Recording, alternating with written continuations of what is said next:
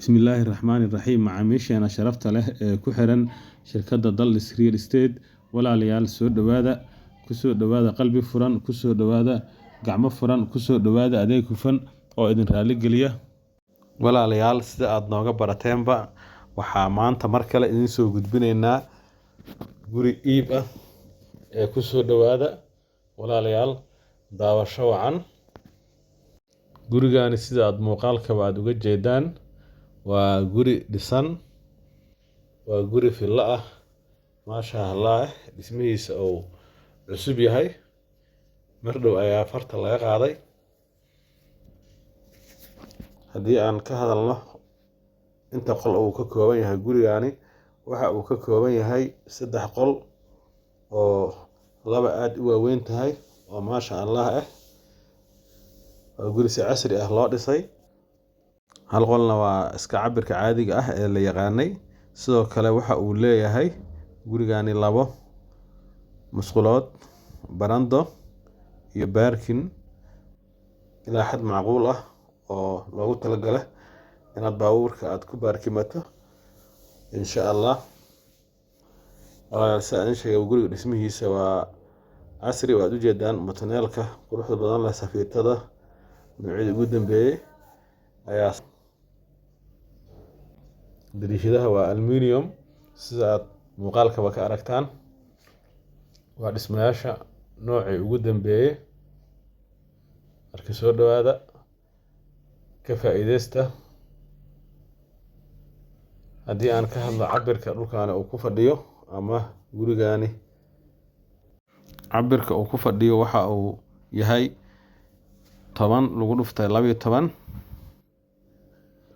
waa doodishe bardiyeshe waa guri hal reer si fiican ugu filan haddii aad doonto 4 qol waad ka dhigan kartaa laakiin hadda 3 qol ayuu u dhisan yahay dhismihiisa albaabada waxa dhan waa okay sidoo kale wuxuu leeyahay meel yar oo beero ay ku abuuran yihiin geedo ay ka baxayaan taasoo dabcan kor u qaadaysa quruxda guriga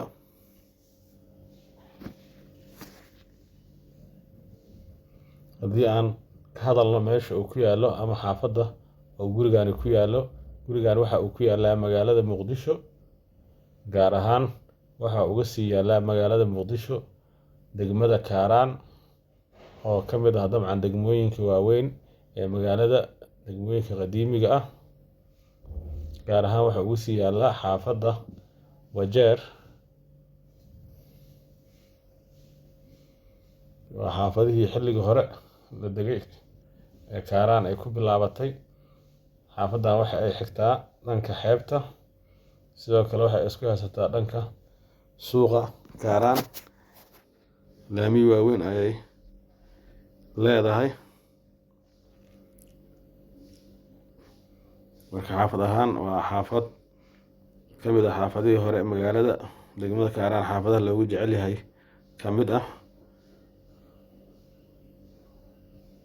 hadda waxaa joognaa guriga banaankiisa ganjeeladaas ayuu leeyahay quruxda badan la matoneelkaas ayaa ku dhagan waxaa filayaa inaad mar arki doontaan wadada guriga jidkaas ayaa hormaray jid maasha Allah weyn ah xaafadda waa xaafad aad loo degan yahay qaybta gudaha waa kaasa meeshaas ubaxa uu ka baxaayo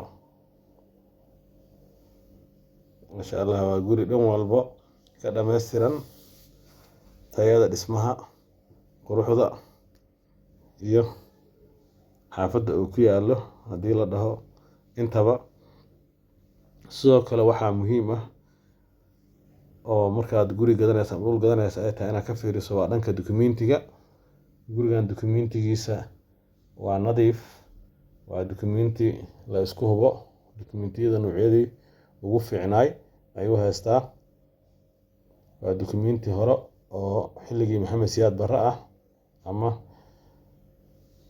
dagaalada ka hor 1990 ka hor dhulka la cabire waaye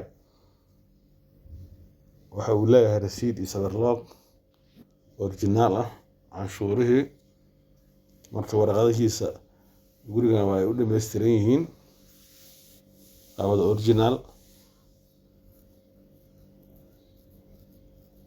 dhulkana dadka waxay ugu jecel yihiin markay gadanayaan dukumentiyada noocaasi oo kale ah. soo dhawaada walaalayaal, ka faa'iidaysta fursaddan qaaliga ah. haddii aan ka hadalno dhanka qiimaha gurigan lagu rabo waa iska macquul. waxaa lagu iibinayaa $95,000 Mareykanka ah. waa guri dhisan, xaafad fiican ku yaallo. dabcan qiimahaasi kuma xuma, waana heshiis oo haddii aad diyaar tahay wada hadal ayaa ka furan. marka walaalayaal, kusoo dhawaada. haddii aan mar kale idiin dul maro, gurigani waxa uu ku yaallaa magaalada Muqdisho, degmada Kaaraan, xaafadda Wajeer. waxaa u dhow laamiga aada suuqa Kaaraan ee ka yimaada Jeerada. weliba wuxuu gurigani ku aadan yahay meesha loo yaqaano Shaleemo Liibaan.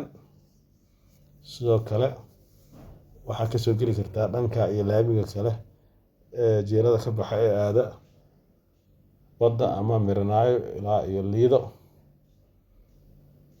laamigaasna uma dheera, waxa uu kaga aadan yahay meesha loo yaqaano garoonka kubadda cagta ee Qoob Dooro, oo ah garoon caanka ah degmada Kaaraan. cabirka dhulkan uu ku fadhiyo haddii aan idin dul maro mar labaad, waa 10 lagu dhuftay 12.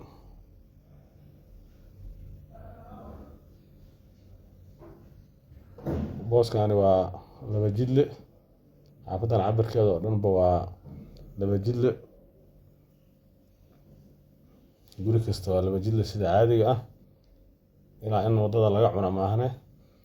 haddii aan ka hadlo waxaa ka dhisan 3 qol, 2 musqul, barando iyo baarkin aad u qurux badan. beer yar oo ubaxyada ay ka baxaan ayuu leeyahay. qiimaha waxaa idin dhahnay $95,000 Mareykanka ah, isku dhamaad ah, dukumenti original ah, dukumentiyadii Maxamed Siyaad Barre oo ah rasiid iyo sabarloog. dukumentiyada nooca loogu jecel yahay. haddii aad gurigan ku qanacdid, nootaya alla mid aad rabto ayuu idinkaga wareegayaa. shirkadda Dallis Real Estate waxay diyaar u tahay haddii aad gurigan ku qanacdo inay idin soo tusido insha Allah. qiimaha iyo wax walba haddii laga heshiiyene, nootaya alla mid aad jeceshahay ayaad ka wareegsanaysaa insha Allah. shirkadda Dallis Real Estate haddii aan nahay, waxaa idin ballan qaadeynaa inaan mar walba sidan oo kale idinkugu soo gudbino guryaha iibka ah ee dhammaan degmooyinka gobolka Banaadir iyo sidoo kale gobollada dalka inta aan ka gaari karno insha Allah. kusoo dhawaada Dallis Real Estate oo idin haysa adeeg hufan una diyaar ah inay idin qanciso oo ay idinkugu adeegto sidaad jeceshahaan, mar walbana aad ka faa'iidaan insha Allah. annagoo aad naga helaysaan xog dhammaystiran oo ku aadan dhammaan ganacsiga ama hantida maguurtada ah insha Allah. ugu dambeyn, waad ku mahadsantihiin walaalayaal daawashada muuqaalka. kanaalka subscribe noo saara, gambaraalkana furta si aad ula socotaan waxyaabaha aan mustaqbalka soo gelino. wasalaamu calaykum waraxmatullaahi wabarakaatuh.